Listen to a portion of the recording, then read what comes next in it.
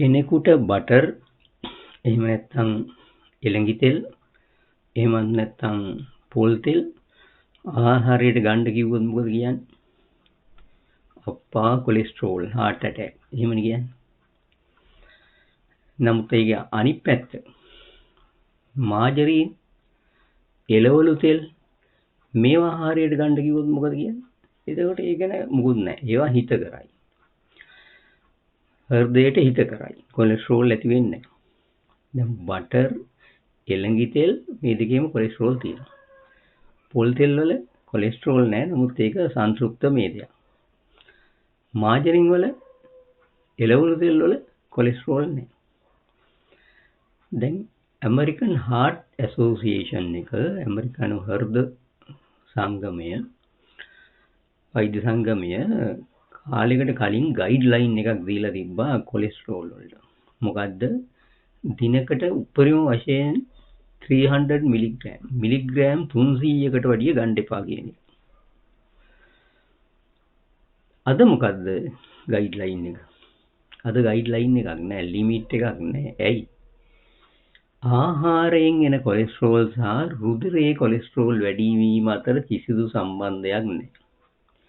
ආහාරයෙන් එන කොලෙස්ටරෝල් සහ හෘද රෝග අතර කිසිදු සම්බන්ධයක් නෑ. නමුත් තාම ලංකාවේ ඔක කියනවනේ මොන හරි කිව්වොත් කොලෙස්ටරෝල් වැඩියෙන් කන්න එපා. ලේවල කොලෙස්ටරෝල් වැඩි වෙනවා, heart attack හැදෙනවා. නමුත් අනිත් පැත්තෙන් අර මාජරින් එළවලු තෙල්, ඒ වගේ එළවලු තෙල් වලින් හදන එළඟි තෙල්, ඒ ගැන මොකුත් කතාවක් නැහැ. ඒවා හිත කරයි කියලා ඉන්නේ. ඇත්තටම ලේවල කොලෙස්ටරෝල් වැඩි වෙන්නේ මාජරින් එළවලු තෙල් සහ එළවලු තෙල් වලින් හදන එළඟි තෙල් වලින්. ඒවල කොලෙස්ටරෝල් නැහැ. ඇයි එහෙම වෙන්නේ? ඒකට ප්‍රධානම හේතුව තමයි මේවා වැඩියෙන් ආහාරයට ගන්නකොට ඔමෙගා 6 කියන මේදේ තියෙන්නේ. මේකෙන් ඇති වෙනවා ෆ්‍රී රැඩිකල්ස්. ෆ්‍රී රැඩිකල්ස් කියන්නේ හානිකර සංයෝග, ඔක්සිඩයිසින් ඒජන්ට්. සෛල වලට හානි කරන්න පුළුවන්, සෛල පටල වලට හානි කරන්න පුළුවන්, ඒ වගේ සංයෝග වලට, හෝමෝන වලට හානි කරන්න පුළුවන්. ඒකින්ද ඒවා එළඟි තෙල්, බටර් නෙමෙයි හානිය. මාජරින්, එළවලු තෙල් සහ එළවලු තෙල් වලින් හදන එළඟි තෙල්.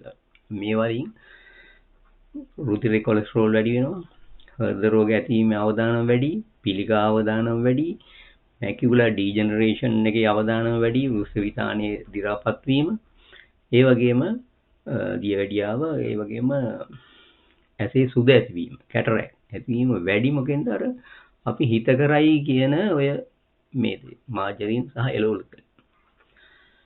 හරි. දැන් අපි බලමු ඇත්තටම කොලෙස්ටරෝල් ගැන. කොලෙස්ටරෝල් ගැන කියපු ගාම ඔයගලන්ට මතක් වෙන එකක් තමයි කොලෙස්ටරෝල්, LDL කොලෙස්ටරෝල් සහ HDL කොලෙස්ටරෝල්. LDL කොලෙස්ටරෝල් සහ HDL කොලෙස්ටරෝල් කියලා කොලෙස්ටරෝල් ಜಾති දෙකක් නැහැ. ඒක ඉස්සෙල්ලාම දැනගන්න ඕනේ. කොලෙස්ටරෝල් කියන්නේ කොලෙස්ටරෝල්. HDL කොලෙස්ටරෝල් කියලා කොලෙස්ටරෝල් ಜಾතියකුයි, HDL කොලෙස්ටරෝල් කියලා කොලෙස්ටරෝල් ಜಾතියකුයි එහෙම එකක් නැහැ. එහෙම එකක් නැත්නම් ටෝටල් කොලෙස්ටරෝල් කියලා එහෙම එකකුත් නැහැ. ওই දෙක එකතු කරන්න බෑනේ.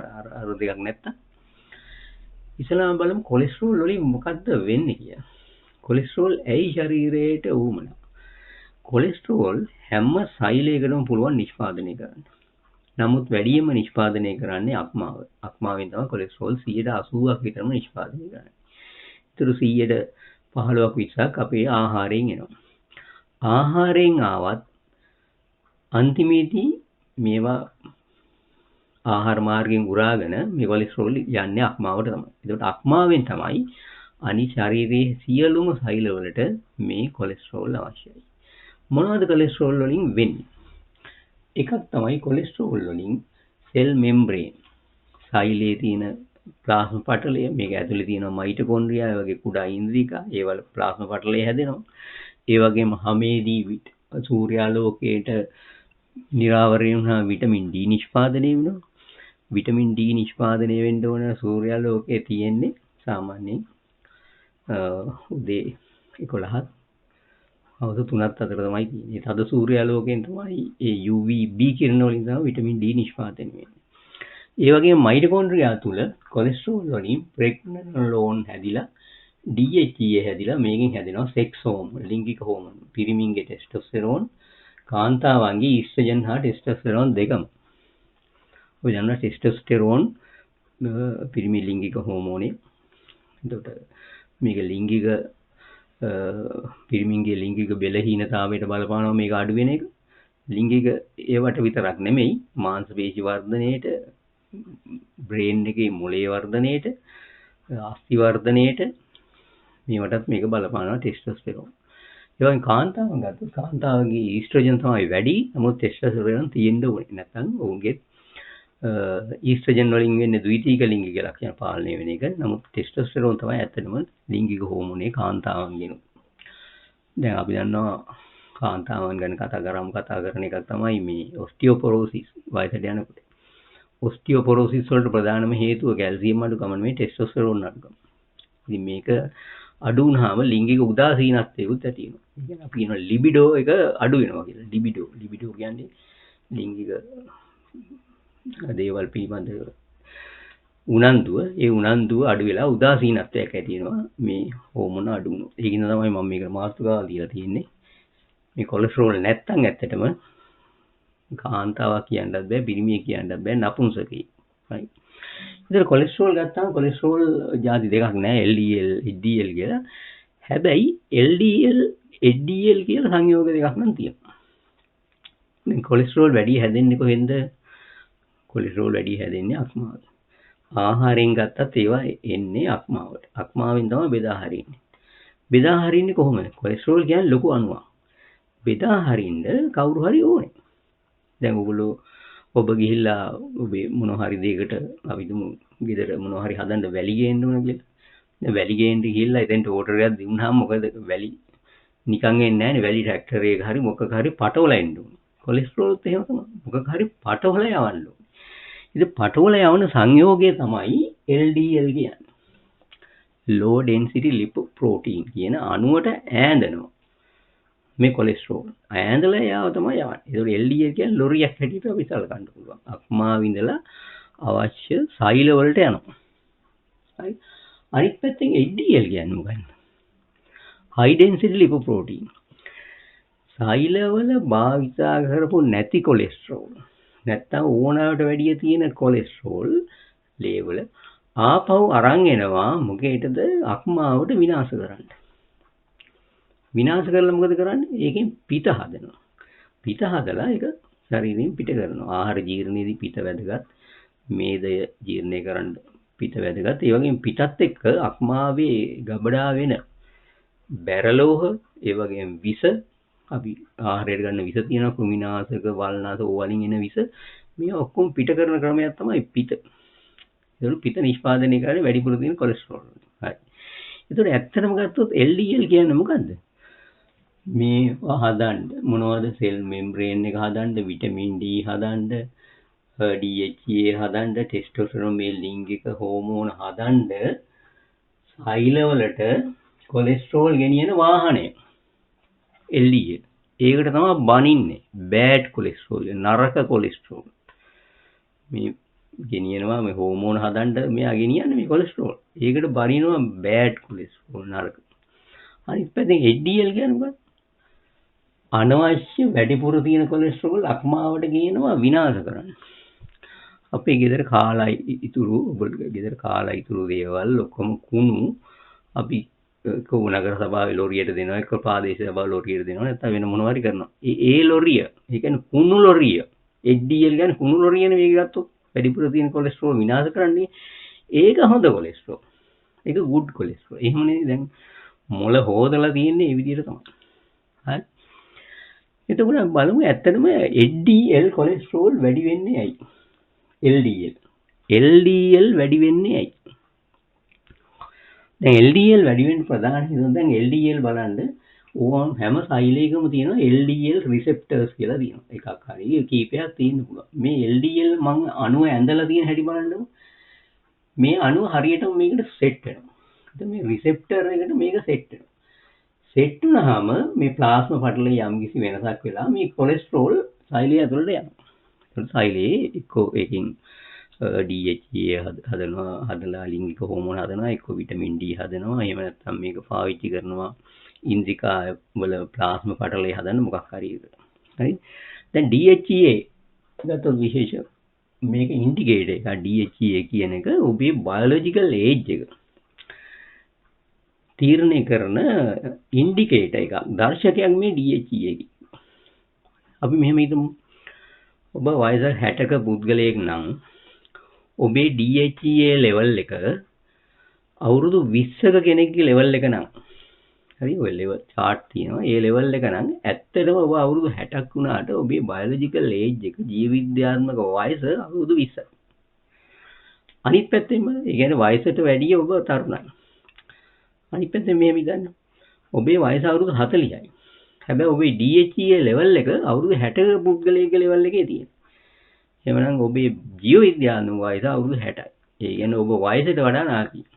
හරි. ඒකට මේක තීරණය වෙන්නේ DHEA වලින්. ඒ DHEA හැදෙන්නේ කොලෙස්ටරෝල් වලින්. දැන් බලමු අපි LDL වැඩි වෙන්නේ ඇයි? පළවෙනි කාරණය ප්‍රධානම කාරණය තමයි LDL වැඩි වෙන්නේ. රුධිරයේ ඇති සීනි. රුධිරයේ තියෙන ග්ලූකෝස් මේ LDL අණුවත් එක්ක බැඳෙනවා. එතකොට LDL කියන්නේ ලිපොප්‍රෝටීන්, ලිපිඩ සහ ප්‍රෝටීන් අඩංගු සංයෝගයක්. මේකත් එක්ක බැඳෙනවා. ඒවට අපි කියනවා ග්ලයිකේෂන් කියලා. බැඳුනහම මොකද වෙන්නේ? මෙන්න මේකේ හැඩය මේක වෙනස් වෙනවා. හැඩය වෙනස් වුණාම මෙයාට මෙතෙන්ට සම්බන්ධ වෙන්න බෑ. මෙයාට මේක සම්බන්ධ වෙන්න බෑ. අනිත් එක තමයි ග්ලූකෝස් බැඳෙනවා. එහෙම නැත්නම් ෆ්‍රී රැඩිකල් වලින් මෙන්න මේ LDL අණුවේ හැඩය වෙනස් වෙනවා. මේක ඔක්සිකරණය වෙනවා. එතකොට මොකද හැඩය වෙනස් වුණාම ඒකටත් මෙන්න මේකට බැඳෙන්න බෑ. එතකොට මොකද කරන්නේ? මේ සෛලය දැන් මොකද කියන්නේ? එයාට ඕනේ කොලෙස්ටරෝල් ඕනේ මේ මොනවා හරි හදන්න. එක්ක සෙල් මෙම්බ්‍රේන් එකට, එක්ක විටමින් D හදන්න, එක්ක DHA හදන්න, නැත්නම් ටෙස්ටෝස්ටෙරෝන්, ඊස්ට්‍රෝජන් හදන්න කොලෙස්ටරෝල් ඕනේ. හැබැයි කොලෙස්ටරෝල් එන ලොරිය එන්නේ නැහැ. ලොරිය මග බාධා වෙලා. ඒකේ හැඩය වෙනස් වෙලා. ෆැක්ටරියට බඩු එන්නේ නැහැ. එතන මොකද මේ සෛල කරන්නේ? මේ සෛල අක්මාවට එන පණිවිඩේ ඕගොල්ලෝ එවපු එව්වේ නෑ අපිට කොලෙස්ටරෝල්. හරි දැන් අපි දන්නවනේ ෆැක්ටරියක් සප්ලයිට කියනවනේ කෝගොල්ලන්ගේ බඩු ආවේ නෑ තාම කියලා. ඒ වගේ මෙතන පණිවිඩයක් එවනවා. කෝගොල්ලන්ගේ කොලෙස්ටරෝල් අපිට ආවේ නෑ. හැබැයි කොලෙස්ටරෝල් එවලා මේ ලොරිය LDL ලොරිය ඇබැද්දියකට ලක් වෙලා තියෙනවා. ඒ හැඩය වෙනස් වෙලා තියෙනවා. ඒකින්ද මේ සෛලයට සම්බන්ධ වෙන්න බෑ. ඉතින් අක්මාව මොකද කරන්නේ? අක්මාව තවත් කොලෙස්ටරෝල් හදලා ආයි LDL හදලා ඒකත් එක්ක අමුල්ලා ආයෙ වෙනවා. ඉතින් වැඩි හරියක් මගදී අර විදිහට ඇබැද්දියකට ලක් වෙනවා. එන්නේ ඒකෙන් හින්දා තමයි LDL කොලෙස්ටරෝල් වැඩි වෙන්නේ. මෙන්න මෙතනදී ගැටලුවක් එනවා.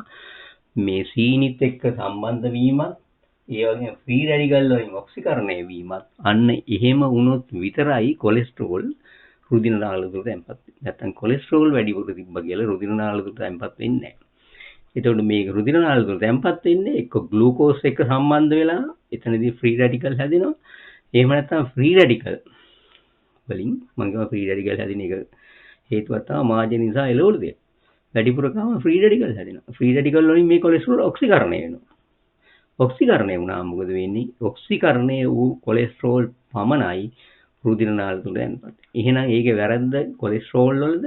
නැත්නම් කොලෙස්ටරෝල් නිෂ්පාදනය කරන අක්මාවේද? නැත්නම් LDL වලද? ඒකේ වැරද්ද කොතනද තියෙන්නේ? ඒකේ වැරද්ද තියෙන්නේ රුධිරයේ සීනි වැඩිකම. එහෙම නැත්නම් ෆ්‍රී රැඩිකල්ස් ඕනවට වඩා වැඩියෙන් තියෙන එක. එහෙමනම් කොලෙස්ටරෝල් අඩු කරන්න පුළුවන් මොකද්ද? ෆ්‍රී රැඩිකල් වලින් ඔක්සිකරණය වුණාම තමයි ඒක තැන්පත් වෙන්නේ. එහෙමනම් HDL කොලෙස්ටරෝල් නැත්නම් HDL එක බැඳිච්ච කොලෙස්ටරෝල් ලෙවල් එක අඩු කරන්න පුළුවන් හොඳම ක්‍රමය මොකද්ද? එක්කෝ ග්ලූකෝස් ප්‍රමාණය රුධිරයේ අඩු කරන්න ඕනේ. ඒතර මේක හැඩය වෙනස් වෙන්නේ නැහැ. අනිත් එක ෆ්‍රී රැඩිකල් අඩු කරන්න ඕනේ. ෆ්‍රී රැඩිකල් අඩු කරපුවාම HDL අඩුයි, කොලෙස්ටරෝල් අඩුයි. මොකද එතකොට ඔක්කොම විනාශ වෙන්නේ නැහැ. යනම හැඩය හරියට තියෙනවා. එයා කෙලින් මේකට ෆික්ස් වෙනවා. ෆික්ස් වෙච්චාම එයාට එක බැඳිච්ච කොලෙස්ටරෝල් මේ ප්ලාස් බට්ලේ හරහා ඇතුල් වෙනවා. නමුත් ඇත්තට බටහිර වෛද්‍ය විද්‍යාව කරන්නේ මොකද්ද? කොලෙස්ටරෝල් අඩු කරන්න ස්ටැටින් කාණ්ඩේ ඩ්‍රග්ස් පාවිච්චි කරනවා. ස්ටැටින් වලින් මොකද කරන්නේ? අක්මාවේ නිෂ්පාදනය වෙන කොලෙස්ටරෝල් අඩු කරනවා. දැන් මෙයාට කොලෙස්ටරෝල් ලැබෙන්නේ නැහැ. ඒකයි ප්‍රශ්නය. ඒකින්ද තමයි අක්මාවට පණිවිඩ යවන්න අපිට ගන්න කොලෙස්ටරෝල් කියලා. නමුත් එයා LDL කොලෙස්ටරෝල් යවුවාම LDL තමයි ලොරිය කොලෙස්ටරෝල් ගෙනියන. මේ ලොරියට බාධා වෙනවා මේ සීනි රුධිරේ තියෙන ග්ලූකෝස් සහ ෆ්‍රී රැඩිකල් ඉන්න. ඒක හැඩය වෙනස් වෙනවා. හැඩය වෙනස් වුණාම මෙයාට බැඳෙන්න බෑ. බැඳෙන්න බැරි හින්දා කොලෙස්ටරෝල් මේකට ඇතුල් වෙන්නේ නැහැ. ඒකයි ප්‍රශ්නේ.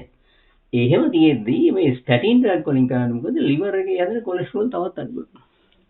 මොකද්ද වෙන්නේ? ඒ කතාවක් තියෙනවා ගහෙන් වැටුණු මිනිහට ගොනා යනවා කියලා. එහෙම දෙයක් වෙන්නේ. දැන් මෙයාට මේ එකක්වත් කරගන්න හම්බෙන්නේ නැහැ. කොලෙස්ටරෝල් වලින් විටමින් D නිෂ්පාදනය කරන්න බෑ. විටමින් D කියන්නේ ඉතා අත්‍යවශ්‍ය දෙයක් ප්‍රතිශක්ති කරන පද්ධතියට. පිළිකා වළක්වන්න මේක ඇන්ටි ඒජින් හෝමෝනයක් විටමින් D කියන්නේ ඇත්තටම. ඒ වගේම ලිංගික හෝමෝන හැදෙන්නේ ඇයි කොලෙස්ටරෝල් නැති හින්දා සෛලයට ලැබෙන්නේ නැති හින්දා. එහෙමනම් අපි කරන්න ඕනේ ග්ලූකෝස් අඩු කරන එක, රුධිරේ ග්ලූකෝස් පාලනය සහ ෆ්‍රී රැඩිකල්ස් අඩු කරන එක. එතකොට මේ LDL කොලෙස්ටරෝල් මට්ටම නිකම්ම පල්ලෙහාට වැටෙනවා. අක්මාව හදන කොලෙස්ටරෝල් කෙලින්ම වගේ මේ සෛල වලට යනවා. ඒ සෛල වලින් අර කොලෙස්ටරෝල් වලින් නිෂ්පාදනය කරන අනිකුත් හෝමෝන, විටමින් D, ඒ වගේම ප්ලාස්මා පටලය වෙනත් දේවල් නිර්මාණය වෙනවා. මම ඊළඟ වීඩියෝ එකේ කියලා දෙන්නම් කොහොමද ග්ලූකෝස් මට්ටම සහ ෆ්‍රී රැඩිකල් මට්ටම අඩු කරලා කොහොමද කොලෙස්ටරෝල් මට්ටම, LDL කොලෙස්ටරෝල් මට්ටම, නරකයි කියන LDL කොලෙස්ටරෝල් මට්ටම අඩු කරන්නේ